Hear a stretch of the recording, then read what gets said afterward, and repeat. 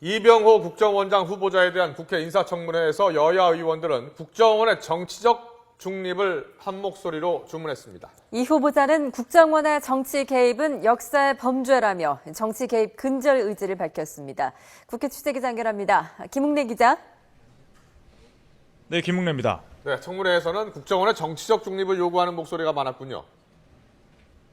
그렇습니다. 청문위원으로 참여한 여야 원내대표부터 국정원의 정치 중립을 강조했습니다.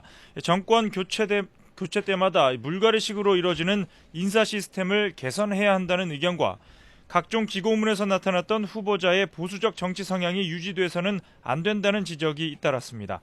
이에 대해 이 후보자는 국정원의 정치 개입은 결국 안보를 무너뜨리는 역사적 범죄라며 자신은 결코 역사적 죄인이 되지 않을 것이라고 강조했습니다. 이 후보자의 도덕성도 검증대에 올랐습니다.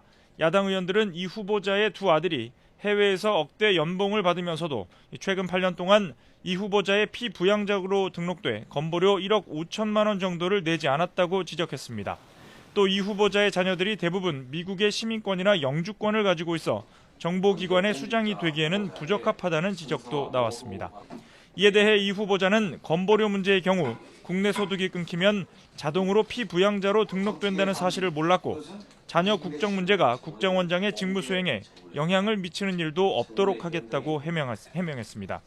5.16에 대한 후보자의 입장을 묻는 질문도 이어졌습니다.